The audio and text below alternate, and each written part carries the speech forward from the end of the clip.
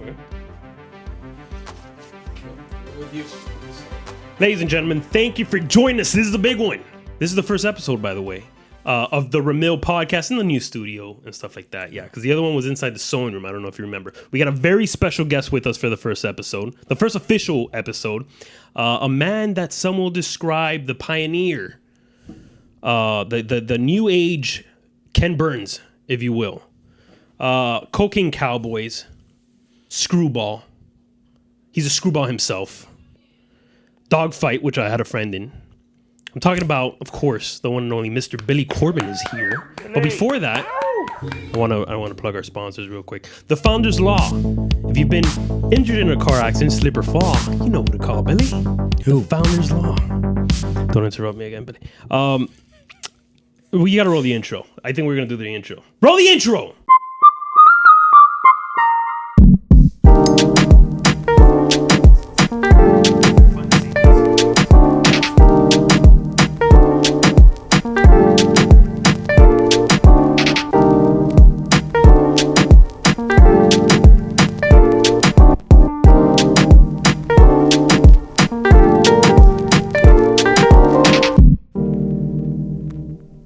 Ladies and gentlemen, Billy Corben in the house, dude. How you doing, buddy? Thank you for being here, bro. Thanks for having me. I know this is a bit of an upgrade from the Joe Rogan and stuff like that you've done, and I'm well, it's a bit of an upgrade for you studio wise. Yeah. I mean, you went from the crack house in Hialeah to the crack house in Miami Lakes. You know what I'm saying, dude? Yeah. No. I'm kidding. This isn't a crack house. This is a crack home. I love what you've done with the place. Live here. Yeah. Really. Last time we met, we were snorting cocaine with sock puppets.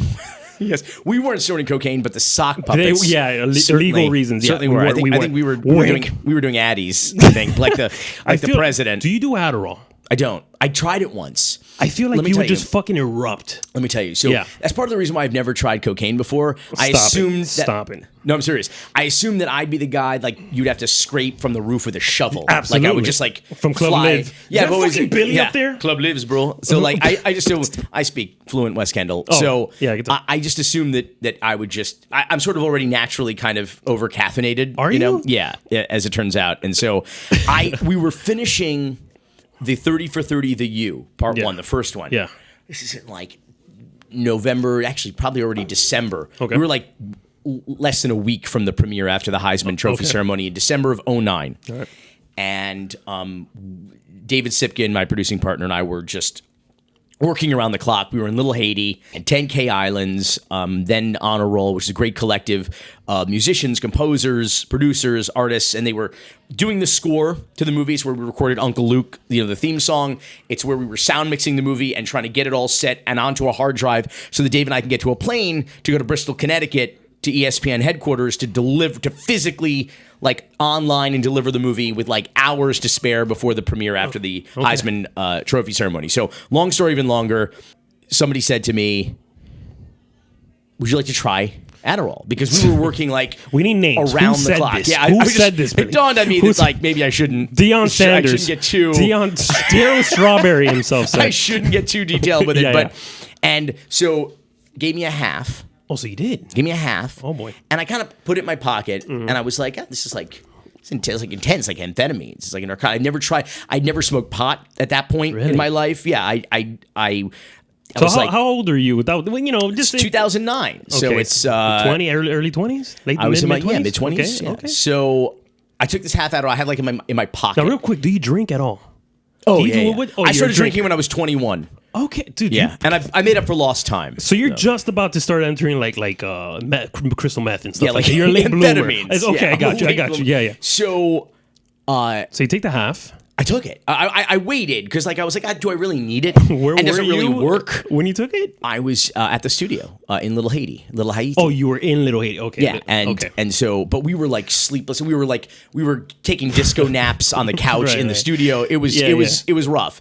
And so I was like, I wonder if this really works. Oh, did it work, Billy? It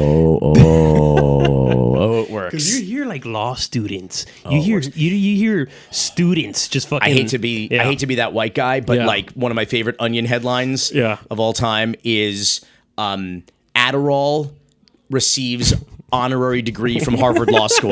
Yeah, that dude. was the headline. Dude. And I think, I always wondered what that mean. Is that funny? So, yeah. It's pretty accurate. Yeah. Oh shit. So what I never took it again. Walk me through it though, Bill. It's just like, what was it? It's like Limitless with Bradley Cooper and Robert De Like Niro. everything intensifies?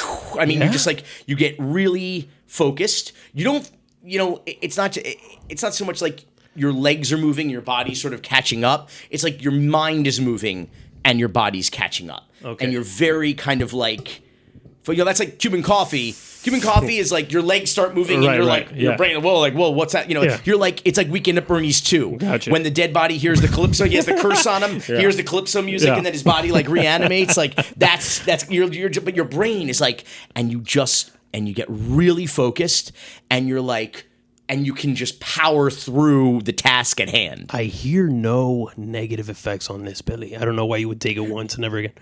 I didn't need it again. I mean, I got it. I understood You it. were Bradley Cooper, dude. I wasn't quite. Now you don't want to. Come on, dude. This is basically a commercial for Adderall. Sponsored by Billy Corben. I mean, bottom line, it works, but it's some strong shit. Yeah. And do not take it without a doctor's prescription. Got you. Like on Screwball. Like me. Like got or you. like me. I did not take it. It was not a doctor that gave this to me. I kind of and I don't. The statute of limitations is up though. It's up. Yeah, it was 09. I kind of had the same thing with Xanax. No, the Xanny? opposite Had a effects. bar? Yeah, somebody Had half a bar? Quarter no, bar? dude. It was after church.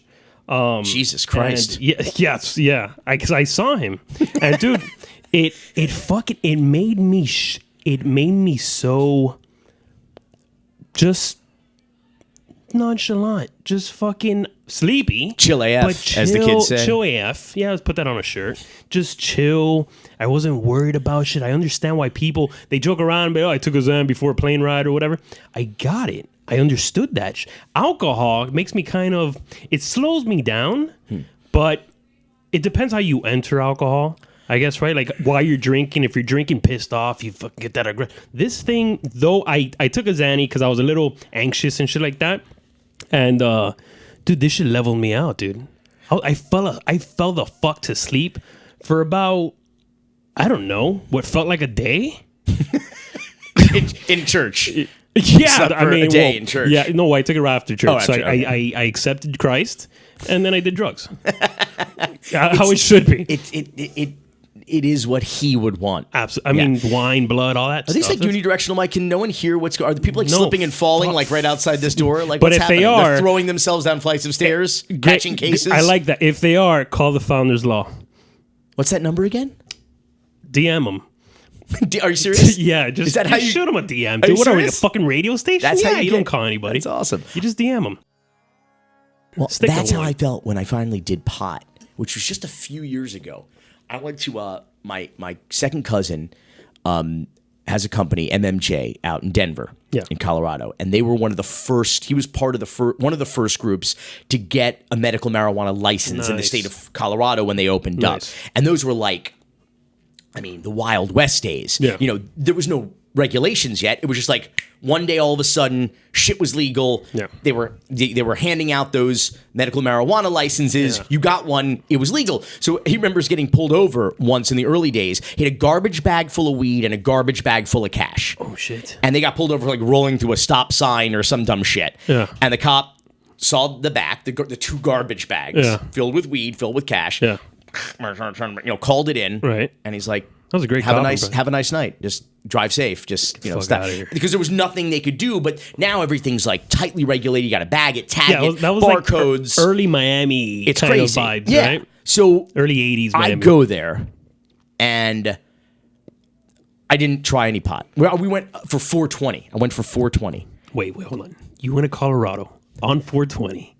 And you didn't try pot. Now I will say, I might have to join you on this list. That's correct. I went to Colorado, not on 420, because if it was 420, I would have had smoked. But I went to Colorado. I went to Fort Collins. Didn't smoke. Well, I went on the marijuana backlot tour. He took me to all the grows, and it was like, I mean, I was standing in a room. I think I have a picture on Instagram from years ago, like in a room with like probably $2 million worth of marijuana, in this one of like their half a dozen grows or whatever the hell it is. It was incredible. Like I looked at it as like literally like a studio backlot tour, and someone described it when I said I didn't smoke any pot that trip, they were like, that's like going to Italy and not eating pasta. Or a piece of, like, what the hell's the matter with you? So what I did do that trip was went to a Snoop concert. 420, and we were backstage. Of course, there's a Snoop concert going on. So we're backstage. Right after the show, a buddy of mine says, "Yo, Snoop wants to meet you." Oh shit. And so I go, "Great." So we start walking to. This was in like an outdoor amphitheater. This beautiful space. I remember what it's called. Red Rock. Yeah, it was at Red Rocks. Yeah. So it's all outside, which is great. You can breathe. Yeah, it's dope. And then we go to the backstage area. So there's a door. You open up the door. Okay. And then there's a hallway. Did you see the end of that hallway? And then you got the end of the hallway. I couldn't see my fucking hand in front of me. Okay, so there's a hallway, and then you got to make a right, and then there's a second hallway. Yeah.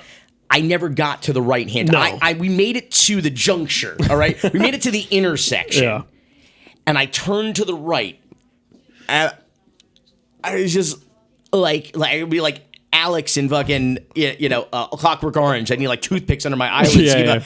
I couldn't see shit, and I was secondhand stoned. So you kind of did smoke. I was secondhand stoned. I was like, I remember I was like, I can't do it. I just turned around and I fucking, and I went, fucking open up the door, smoke billowing out behind me.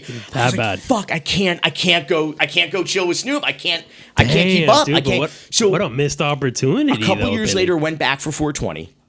And I'm like, so you only take these trips around 420? Yes, as it turns out, by happenstance. So I've been there a few times off season, let's say. Got you. And we went to where, like, the first, they have a pot smoking church in Denver.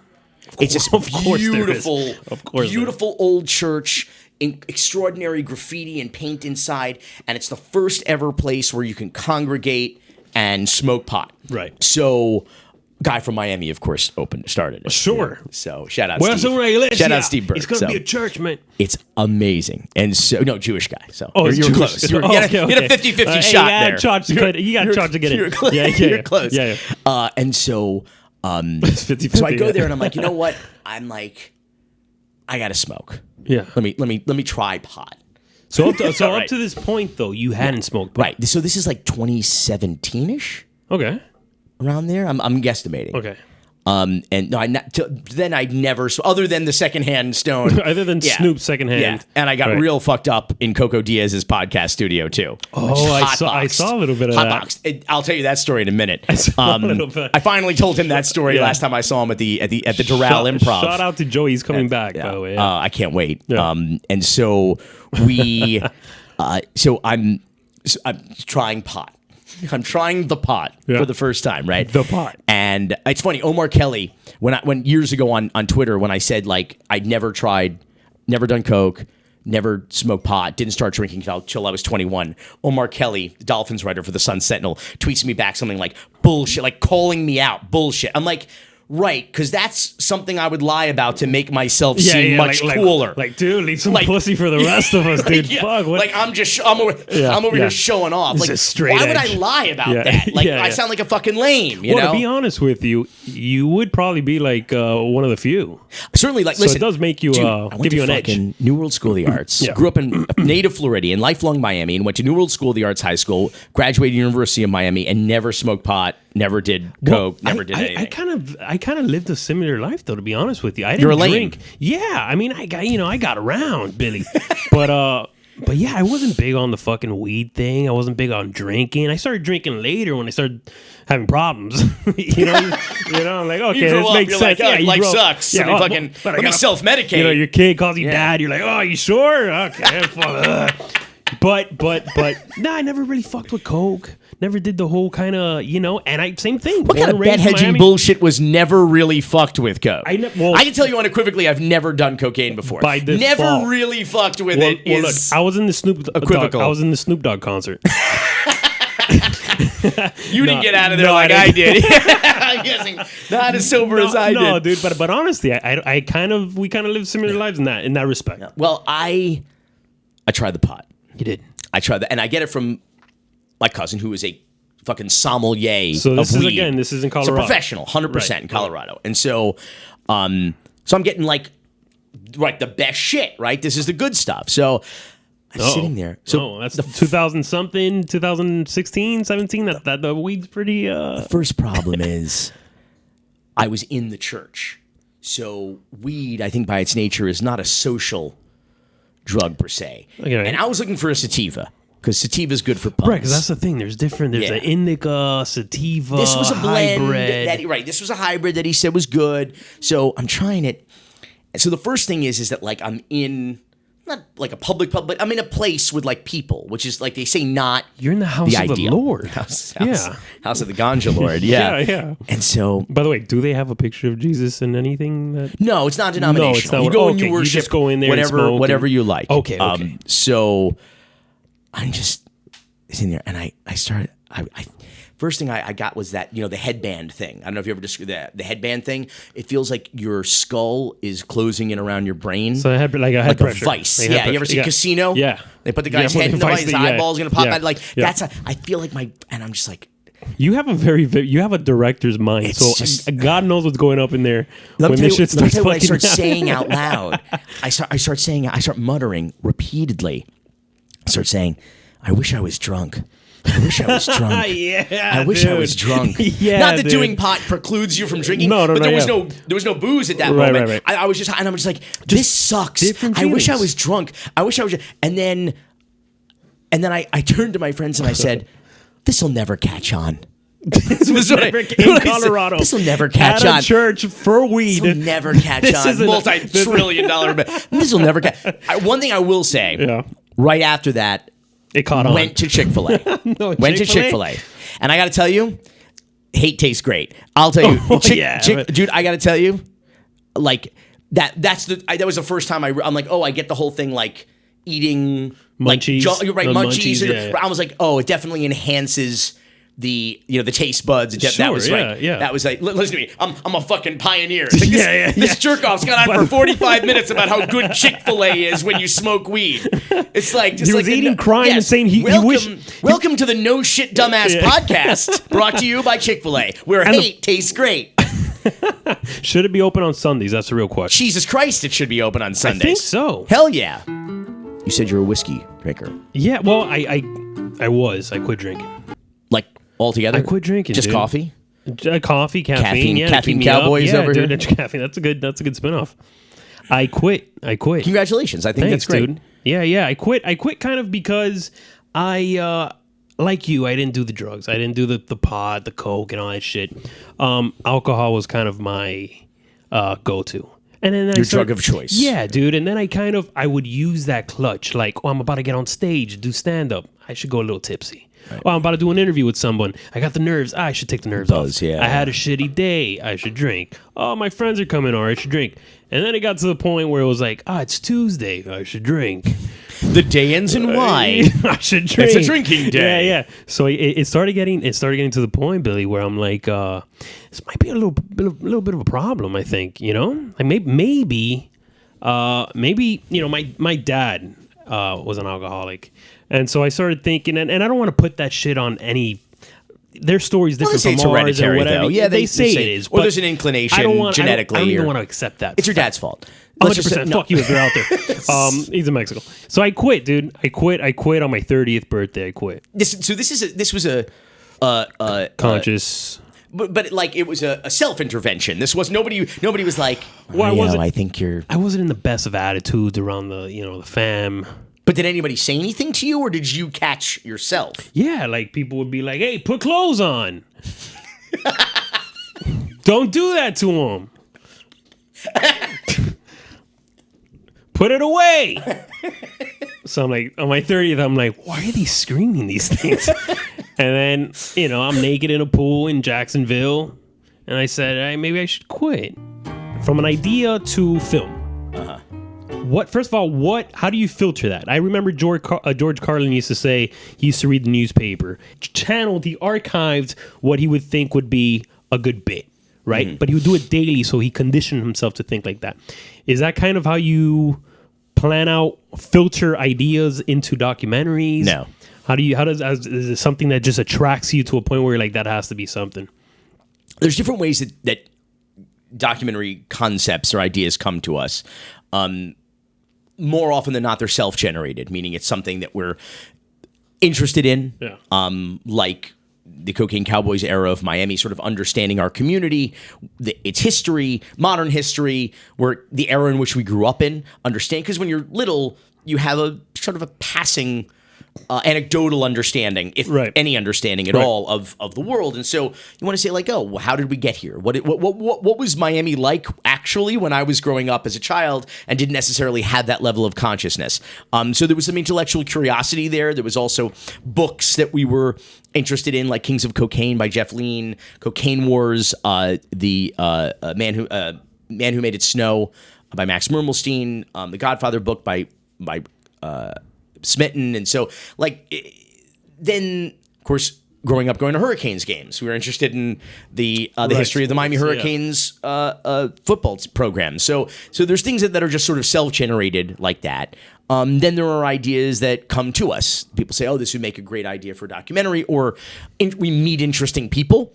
And therefore gain a certain access or entree into an interesting subculture or subject. And then we have to say, oh, maybe we'll just go and film this on spec. Which I feel, and correct me if I'm wrong, which is kind of like with Screwball.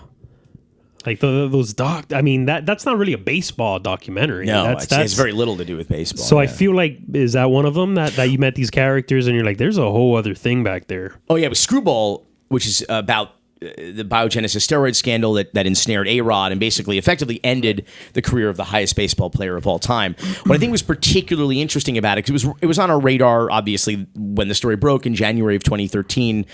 Tim Elfrink, Gus Garcia-Roberts at Miami New Times broke it, and we right away we were fascinated by it, not because it involved A-Rod, which is why it became such a big story, but we were involved. We were interested in the Florida fuckery of it all. These sort of only in Miami characters, in the idea, and this was sort of our log line when we were pitching the movie Screwball, that the career of the highest paid baseball player of all time, the $400 million plus man, Alex Rodriguez, ended over a $4,000 debt between a cocaine-addicted fake doctor and his fake tan-addicted steroid patient because Miami. Like, that was our pitch. Those characters... By the way, and I love what you did with the choice of picking kids to portray the narration of these doctors, because you're right. They do talk in a way where they basically write the lines themselves. Yeah, they talk in dialogue. Yeah, not everybody does that, but there are people who have that style of storytelling. But it's funny that the two characters you pick, or that were part of the story, they were the story. It was, yeah. They talk like that, and so it was a nice. So what? How did you make that decision? Where was that? Where did that come from? To use kids to kind of that idea? Yeah. Jesus. Well, that was an idea that had been percolating for a while. I had drunk history-ish kind of way to portray the lip syncing. Really, I think there was several things. It was first many years ago. There was a off-Broadway musical called A Very Merry Unauthorized Children's Scientology Pageant. And that's a great one. You should see part two. Yeah, this is like 10 plus years. I mean, this is more than that, like probably 13, 14 years ago.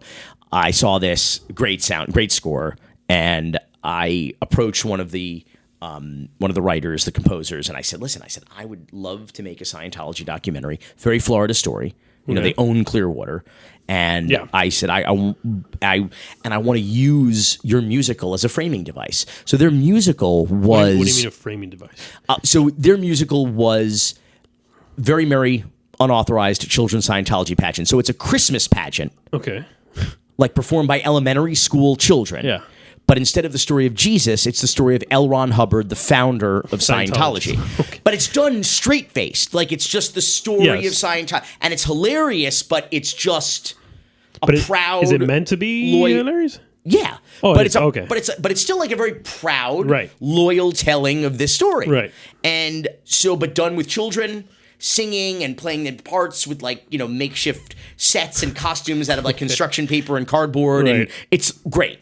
And performed by elementary school age children. And so I wanted to do a Scientology documentary. Mm-hmm. And the framing device would be, by framing device, I mean that when we need to, like, we do straight up documentary tropes. We do interviews, talking heads, experts, people in the church, people who left the church, and then we'd stop, and there'd be children performing a number. Okay. A song and dance number that would fit into the subject or the topic that we were discussing in the documentary at that moment. Right. Now, at this time, nobody was doing Scientology docs. The church was notoriously litigious, and nobody wanted to touch it. 10 years ago? Nobody, more than that. Yeah. Nobody wanted to touch it. I'd say it's about 07. It started popping off with the whole, when we found out, wait, Tom Cruise is in it? Wait, John Travolta? It's like HBO did it, and then Leah Wright. So I really wanted to do this. Nobody would do it. Nobody would do it. You approached studios? Lots of nobody wanted to do it. And even if they were interested in the Scientology thing, they thought this whole kids thing was dumb. The little much. But I was like, no, first of all, as litigious as the church was and is, they had never touched this play, this musical. Okay. They never touched it. I don't think they sent him a cease and desist letter. There was no litigation. There was no loss. I'm like, so there's some sort of tie. Right. So I was thinking that maybe if we sort of tie it into this work of satire or this whatever, that maybe it'll make, sort of that bulletproof thing will rub off maybe on the project and make it easier to tell the story without the church messing with us. Right. So no one was really buying into this, unfortunately. So that came and went. And there was also a music video in 97 by Spike Jonze. Oh my God! For Sky's the Limit. Yeah. For Biggie. Yeah. And Biggie had been killed, so it was a posthumous video, and Jones needed to come up with a creative solution. And so what he did was he just did a straight up, faithful Bad Boy Records 90s boats, video. Cars, Mercedes, Diddy. Every beautiful Versace clothes, the mansion, the shades. girls, and everybody was 8 years old, basically. And lip syncing the song. Yeah. Just baby Biggie, baby Puffy, baby Busta Rhymes, baby Lil Kim. Yeah, that's dope. It was amazing. That's dope. So that was kind of that was part of it too. And then there was, I don't remember that viral video, that elementary school play of Scarface. You remember that? Remember? It was like the last scene or whatever. Dude. Is this for me, by the way? Yeah, that's you. Yeah. We knew, What is this? It's the coronavirus. No, I don't know. Is it bad? It smells like water from the Miami Lakes. And I tell you, when I was last time I was in studio with Coco Diaz. So Joey Diaz, if you don't know, Coco Diaz is Joey Diaz from Church of What's Happening Now. You did his podcast.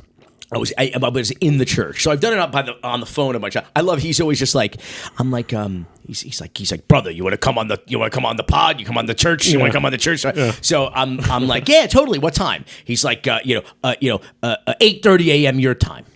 8:30 a.m. Fucking, he's in LA. Like 8:30 a.m. our time. Yeah. I'm like, dude, it's like 5:30. Yeah. Wake and bake, motherfucker. Wake and bake. I'm like, Jesus Christ. He's the most Italian Cuban I've ever met in my life. Fucking up. Yeah. He's amazing. Man's a machine, this guy. So I'm in LA, and I feel like I don't remember, this was like 2 years ago or something, year and a half ago. I don't even remember because I was so fucking high. Yeah.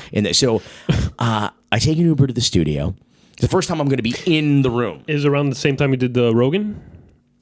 No, it was before that. The year before, Okay. So I go in, and so when I first walk in, the door's open, and it's like exterior hallway, so it's all good. They close the door, and we're gonna start the show. Yeah. And man, oh man, I could barely see Joey like that close to. I mean, it was just fucking foggy, and we're talking shit, and then we're telling stories. And then I tell him a story. I start to tell him a story about our old friend Ralphie May, and Ralphie May. That I wanted to tell. Rest in peace, Ralphie. And I want to tell this story about. Yeah, he was real close to. Real close to Ralphie. Yeah. And I was telling him this story about Hurricane Irma when I'd flee the area, and he was like, I decided to go to Nashville, and he's like, you come here, you bring your whole family to my house. I got 5 rooms. He just was, and this was like not 2 months before he passed. And Ralphie was telling you this. Yes, Ralphie was like, you come here, you stay with me, buddy, you stay with me in my house, you gotta come in. Just that Southern hospitality was just, and I was telling this this story. I never told the story before, and I wanted to tell it on a pod where it would mean something to the host. And I'm telling the story, and I'm all the detail, and like the details were important, and just about the kind of guy that Ralphie was, and I talked going to see him doing his Tuesday show. So whenever he was home in Nashville, he did a Tuesday show at the local comedy club. And he would just sit for like 3-4 hours, like as long as he wanted to sit there and just fucking Tuesday night, packed house, for sure, sold out. Yeah. Every Tuesday he was in town, and he would just sit. And it was he would take the tour bus, right? That's what it is. He wouldn't fly. It was amazing. And so I'm telling this about this, and I'm really hot. I mean, like the smoke in the room. I'm just like I'm all fucked up. Was he hospitable with the goods? All fucked up. Yeah. It's all secondhand stoned. I wasn't smoking. I was there's a pattern here. It was hot box. Yeah. It was the room no bigger than, maybe slightly bigger than this, but just smoke. I mean, and flash forward maybe, I don't know, half hour, 45 minutes later, door opens. fresh air. And get into the Uber, and I'm riding away. I think I roll down the window, get a little fresh air, get a little fresh air going. Back to life. And it dawns on me, I forgot to tell the end of the story. Oh shit! I don't know what happened. I suddenly like the short-term memory started to come, and I was like, I don't remember what the fuck happened, but I was like, I feel like I was towards the end. Yeah. I was definitely entering Act 3 of this tale, and we went off. So I never got to like the moral of this, the end of the story. Like you set it up to come back, you son of a bitch. That's exactly what you did. But I didn't even fucking remember. And I was like in the car going, oh fuck. Yeah, cliffhanger. I forgot to tell the end of the story. I got so high in this room. I got so secondhand stoned. I forgot to tell the end of the story. And that podcast is up. But and I couldn't bring myself. I never listened to any podcast I was ever on, but I couldn't bring myself to ever listen to that one because I would be so. I'm like, I might have just been like, and then that's what the husband. Oh, you gotta watch that, dude. Pull it up. Pull it up. We gotta see that. I don't think I got incoherent. I think we just went like. Something, and I didn't remember. Like, I didn't bring it back. I wasn't like, okay, and you brought it back. Just, and I was like, all right, I gotta go. Fucking out. He could do that though, and people like that, dude, like Ozzy Osbourne, that still somehow hasn't died. They build up this incredible. I don't think he's the best example at this point. I think. Well, Ozzy fucking Osbourne, dude. I think they're studying him. I think probably the Rolling Stones. Really, the whole, but Keith probably especially. Keith too. All these motherfuckers. But he's like, that guy. I mean, even he says like, I don't know. I should be dead. I don't know how. He's like, right. I just don't know. he's been like puzzled. Yeah, it's absolute fucking mystery. Well, like this writer, what was his name? Johnny Depp's good friend, Thompson. Hunter Thompson. Yeah. Doctor, yes. Same motherfucker. The good doctor. Same dude. Yeah. Dude was fucking lived life to the edge, to the fullest, and just these people, I don't know, they just don't, they build up this tolerance to shit. You know, like Joey Diaz, like, you hear his life and you hear things he's gone through and drugs and this and that, and it's just, he's still around. I love him because he's like such a storyteller. Like he doesn't tell any jokes. No. In his act. He's hilarious and you laugh your ass off, but he doesn't tell any jokes. Like he's not like sitting writing jokes. Right. He's just a raconteur. He's just a storyteller. And like to the first time I saw him live was at like a backstage at the Fillmore many years ago. Remember they used to have a South Beach comedy festival? Yeah. So I enjoyed the hell out of that. Well, I'm a big fan of stand-up comedy, and I go whenever I get a chance to go, and I got to introduce a bunch of great acts at you wouldn't open, South you would Beach. just No, I would literally like welcome everybody to the South Beach Comedy Festival. I do a couple like Miami, whatever, like inside baseball kind of jokes, and then just sort of introduce the MC or whoever, or just kind of get the audience sort of let them know the show is about to begin. A festival thing, it's always like a representative of the festival. I would just sort of do that. And so one night I did some really badass by Chappelle and Rogan was on did, one. I didn't do Rogan. But I got to do Patton Oswalt. I got some fun shit. And then they had me backstage one year, and Joey Coco Diaz was, and that was the first time I met him. Hey, brother, how you doing, brother? Man, that was the era. He was telling a story about doing cocaine with his cat. That is one of the funniest stories. Just like ever. It's like a classic bit to me. Like any like up there with anything on the on Murphy's albums or Carlin, and just like it's just this just to sit and listen to him. Yeah, he's a good storyteller. Weave this tale is just it's watching an artist at work, and I love. I think like maybe, you know, second to like being in the military or a police officer or a stuntman. Like stand-up comedy is like one of the bravest professions. You know, I've attempted it a few times in my day, and it's something that I thought eventually the nerves kind of subside, or eventually you kind of get the rhythm of it, you know, and though you do, but those nerves, that gamble, and I guess that's the high that these comics talk about. You know, like you never know. You could murder a room, you could kill a fucking room, and then the next day. That's just not your crowd. 20 years ago, I believe it was 2000, I saw George Carlin bomb. Oh, stop. Swear to God. So here? No. Vegas. Big room. I flew in with my girlfriend at the time, and we're taking a cab from McLaren from the airport. Margarita Girl? No. Different I'm sorry. No. Margarita Girl. Yes, that Gotcha. era. That era. Okay, I turned okay. 21. Yeah, okay. right. So, we are in a cab, and we pass this marquee in front of one of the big hotels. I can't remember which one it is.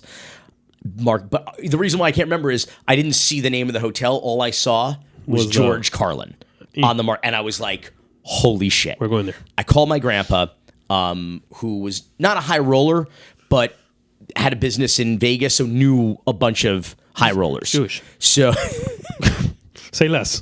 So he says. I called him up. I said, "Can you get me Carlin tickets?" He said, "What hotel?" I told him the hotel. Stop, dude. And he goes, "I know who to call." So he calls. I got a guy. Front row. Stop. So front row. So it's in one of those giant main rooms in Vegas, but like the cabaret style rooms. Yeah. So we're sitting, but was like Rickles kind of style. But pretty. So circular tables and booths throughout. Yeah. But we were sitting on a pretty classic. Like against the stage, they had those classic long tables that they have at the comedy club.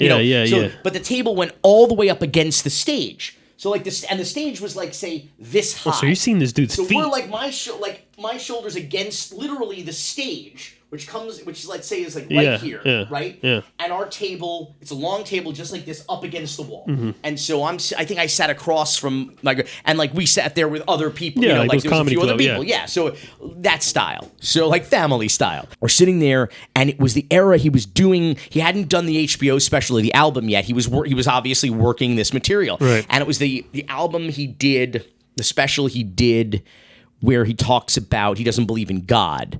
He believes in like Joe Pesci and the sun and things that you can see and that you're afraid of. Right. You know, I'm not afraid of a ghost in the sky. I'm afraid of Joe Pesci. I'm afraid of the sun. You know, that could hurt me. Yeah. Then either of those, you know. So that whole bit. And so I guess you just caught a good God-fearing crowd into Vegas looking to have a good time, have a few yucks with the Jew boy. And so wow. And so crickets. Ate a dick. Crickets. How long so was he's kind of stalking how long the was he bombing stage. there for? Crickets. I don't know, but when you're bombing, We're talking bombing. We're talking bombing. Crickets.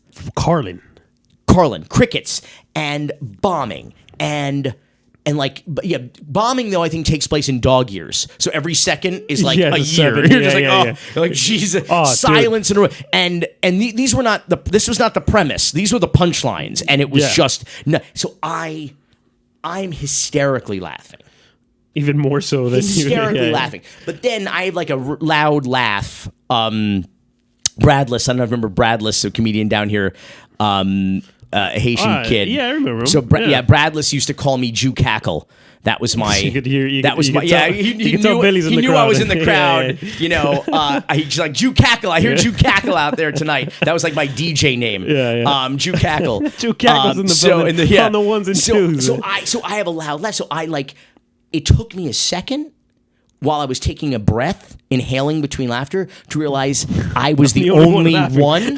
So, and I'm also facing the stage, you know, because Carlin's walking right up there, and so big stage that he's stalking, and so I turn to look at this room, the abyss, and I look at this gigantic auditorium, like not auditorium, but just like giant room. With just stone-faced white people, just like stone-faced, and I'm just like,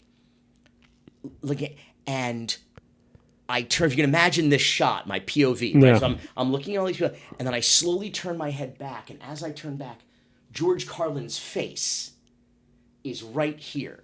He came to the edge of the stage where I was sitting and leaned forward and put his head like so I turn back and I'm virtually nose to nose with Carlin. Oh shit. Who says to me, "Thank you, sir." And then get the fuck out of here. And then just because I was the only motherfucker laughing, he goes, "Thank you, sir." And then stalks back off in the other direction and just keeps going like nothing. Didn't adjust. Didn't read the right fight. Just said, I'm just gonna keep. First of all, badass fucking memory that you have that of him. Secondly, that's what makes that art form so ballsy, dude. That he knows he's going out there, and whether you enjoy it or not, whether you like this shit or not, I got a story to tell. I'm doing my hour. I'm doing my 45 minutes. There's this whole infamous Bill Burr in Philadelphia, is it? Where halfway through the crowd they start booing him, and he goes, "Fuck you guys, fuck you guys." Even even Chappelle talks about bombing in like Denver or something. Halfway through, he's like, "Y'all motherfuckers don't know, I already got paid." It's like, fuck you motherfuckers, I got paid already, dude. But they go on. I bombed for 5 minutes and it felt like you're sweating. Ugh. You know everyone's face. I bombed at the Flamingo Theater where I saw you the night after our podcast. You did a political fucking roast. Oh, you remember that shit? You remember that shit? Which you're brilliant, by the way. You're actually really funny. But dude, we wrote for days. That was funny though. Wrote for days. It was terrible. My brother and I went back there. It's a nightmare. It was funny though. It was funny. Thank you. It's very nice of you. It was good. No, it was a good roast. Stressful. And I bombed right on that fucking stage. I was opening for this lady, Monica Alvarez, I think her name was, from California, and it was just me, her, and Freddie Stebbins. Yeah. And Freddie Stebbins opened. No, Freddie's happy birthday. Happy birthday. I love Freddie, but fucking happy birthday. Dude, it's a fucking I know it. Kills him. I know it. I know him too. No, but I'm saying I know his material. Yeah, so like it fucking works. Yeah, Walter Mercado. Happy birthday. Virgo. Cáncer. Sagittarius. That's actually pretty good. Yeah. That's pretty. Shout out to Freddie, dude. Shout out to Freddie. But yeah, dude, I fucking bombed. And I remember my friend came from North Carolina, Bert, and he's sitting in the front row, dude. And I'm sweating because these people, it was like an old Jewy crowd. It was really down there for this lady. For this lady, she was the big Jewish following. She had like a Jewish following. Monica Alvarez, I think her name was. Sounds like a nice Jewish girl. Yeah, yeah, and from the Bronx. And dude, maybe Monica Schwartz would have I don't. Monica Alvarez. Maybe she changed her name to appeal. I don't know. To the Latinx community, get some opportunities. Dude, and I remember looking down, and I was doing about 15 minutes, which felt about 45 minutes. And I looked down, and I invited my friend. He came from North Carolina. I invited him out to the show with his girlfriend. And I remember I'm trying to do some of my Miami shit, keep it local, but none of these people give a fuck. And halfway through, I look down, and I see Bert like, no. I see Bert make eye contact, go, no. Yes. Gave you the I can't believe I came from North Carolina for this shit look. No. I was like, dude, and it was one of those things where I quickly went from a comedian to a magician. I'm like, all right, fuck you guys, I'm out of here. And I just disappeared. And I forgot to introduce her because we were doing like the shotgun thing. And on my way out, right before I hit the curtain, I turned around. I was like, and give it up for Manica. Fucked up her name. Manica. Fucked up her name. She came up clapping and went, just get off. She said, she goes, hey, just get off. Did your buddy already tell you that from North Carolina? Already tell you that? Chuck. That's when I signed off. I said, I got the fuck out of here. And then the hardest part about that was going up to Ben and be like, hey, you got my check? Ooh. Hey, the money we talked. Got them shekels? You got them that shekels, euros, man? He's like, here, get the fuck out of here, bro. Absolutely. Keeping it real. Is there... Keeping it gully. Has there ever been a paranormal story?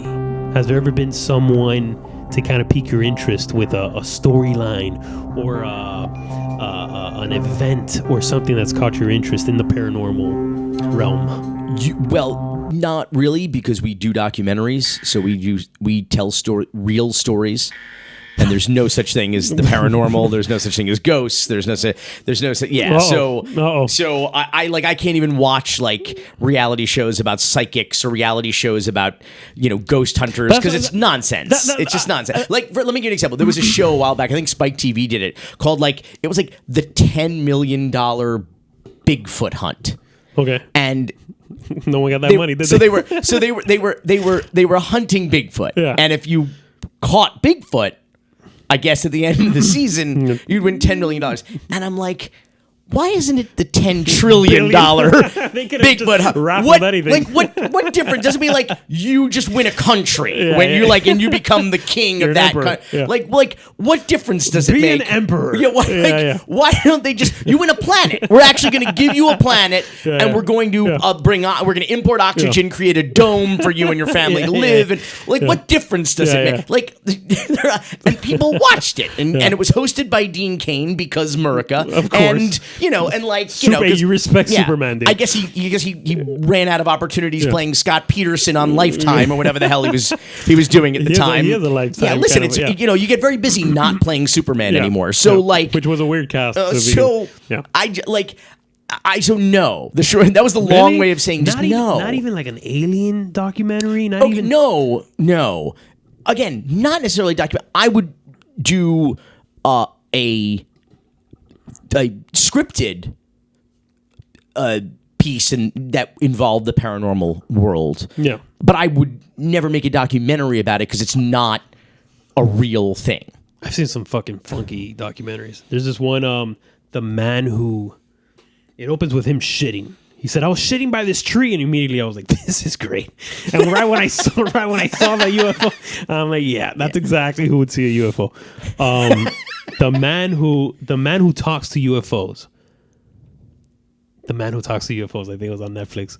And I don't know, I get sucked into these documentaries sometimes, dude. I'm like, now let me tell you what's interesting about that though, because that's not really a documentary about UFOs. That's a documentary about an eccentric character. Right.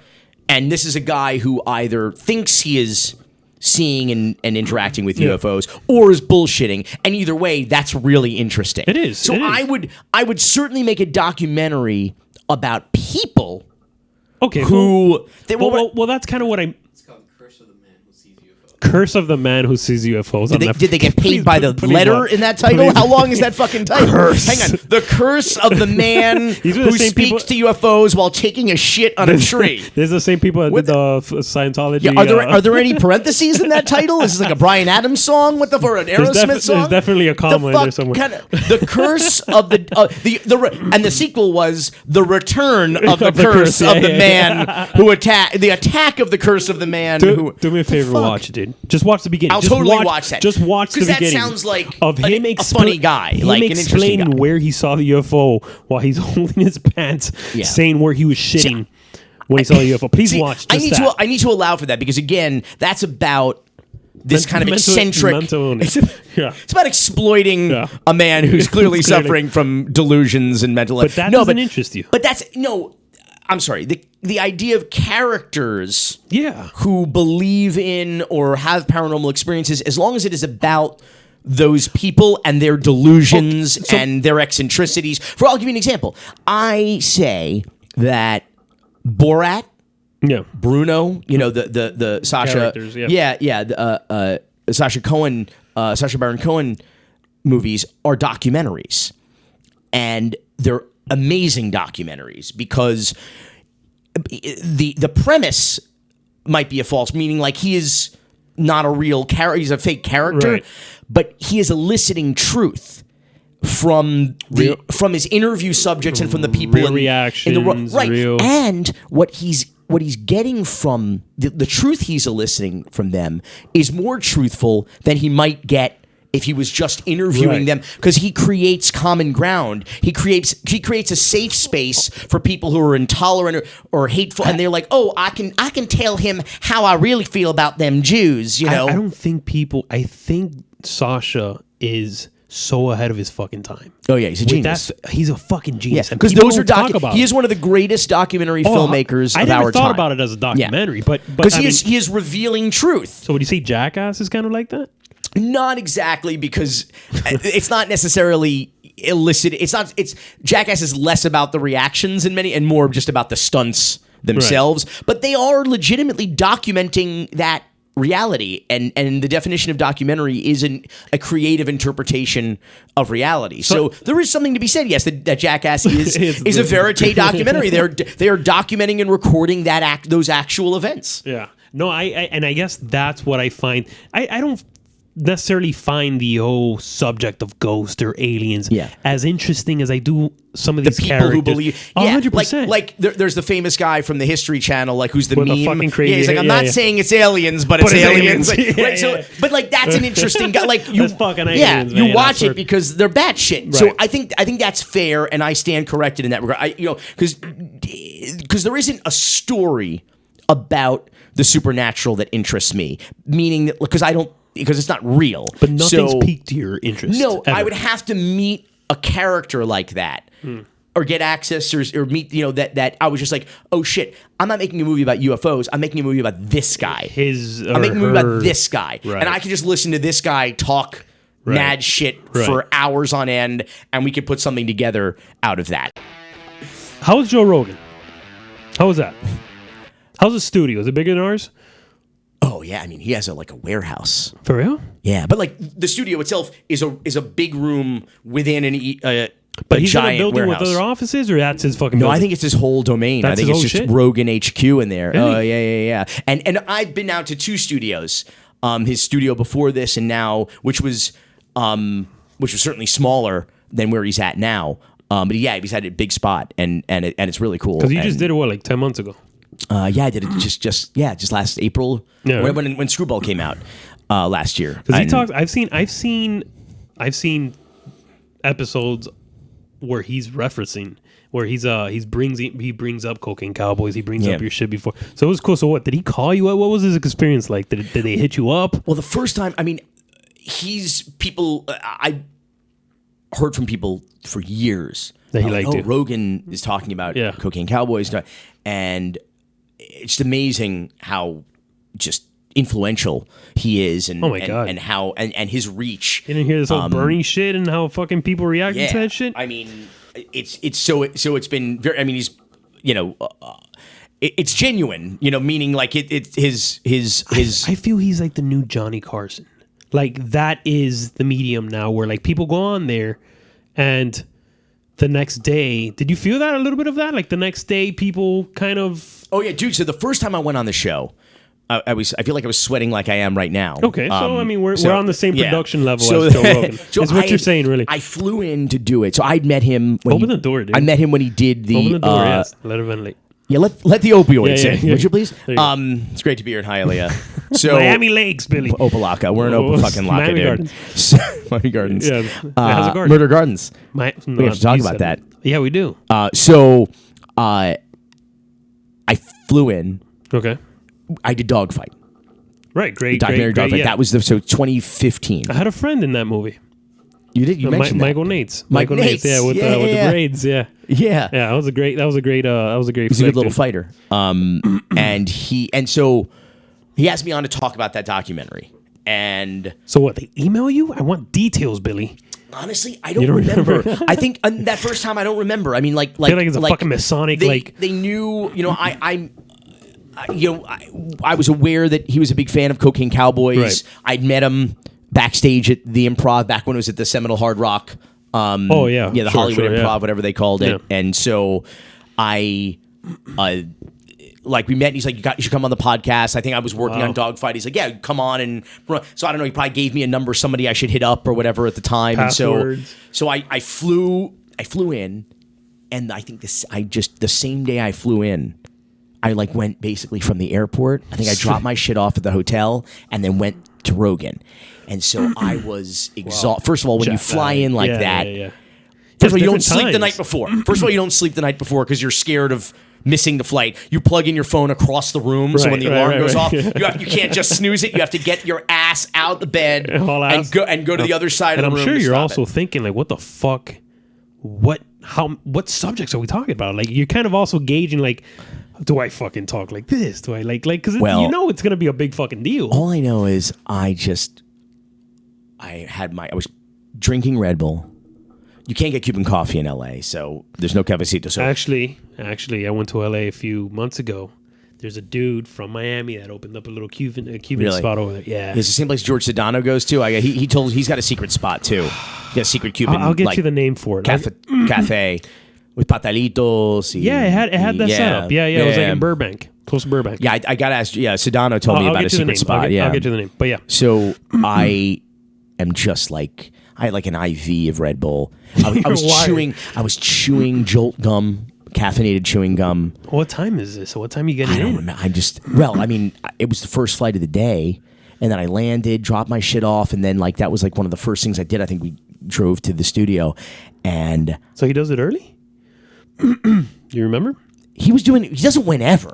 He doesn't whenever. Matter, right? Yeah, whenever he wants. And sometimes now he does pods back to back. That was what I did last time. I was like the second pod of the day. And one time, oh God, this is terrible. I stood him up the first time. No. I did. Billy Corben stood up Joe Rogan on his own podcast. I stood him up the first time. And I felt so bad. Like I was in town shooting Tanning of America. And we had interviews back to back, and I couldn't get out there. And Joey Diaz filled in for like no shit. Ran and filled. Yeah, I felt like such a dick, and I thought like, oh well, that's it. I blew it. Yeah. Rogan will never have me on. It's like 2014 or whatever. Yeah. I fucked up, but he did. He had me on. He likes you. And I was very grateful because it wasn't intentional. Like it was just I was there to work and I couldn't get away. And so. I forgot about that. Oh, what a shitty thing. You hear that, Joe? So, he feels bad about it, Joe. He knew I felt bad about it. I mean, I apologized and pretty profusely. But people were already giving me shit because like he was on the air. It was like, oh, Billy Corben's guy. And I was like, yeah, who the fuck do you think you are? You're not even the lead singer of Smashing Pumpkins. And Cocaine Cowboys wasn't even that great. Yeah, but like, especially if you saw Cocaine Cowboys 2 hustling with the Godmother. Like, get out of here. So anyway, I go on and I'm fucking sweating. I'm fucking like I'm just like why? Because like I was like a reanimated corpse at that point, and I just like and so I'm all cracked out, and then like we start going. I don't remember what happened at some point. Like he asked me about like some of my favorite documentaries about the ones that I did, you know, and I'm like, well, I said that's like I'm like documentaries are like children. You have your favorite, but you just don't tell anybody which ones they are. And he goes, "You have kids?" No. And I'm like, "No." And he's like, "Well, let me tell." And then we just get into this thing about nature versus nurture, and about whether or not mental disease is sort of like you're born bad or you're born. And we just get into this like passion, like this debate about, and like you said, like what are we gonna? And that's like, and I was like.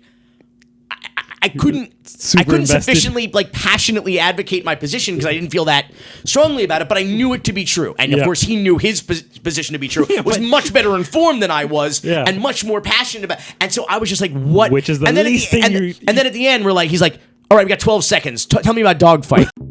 Billy, thank you for being here for 2 hours now.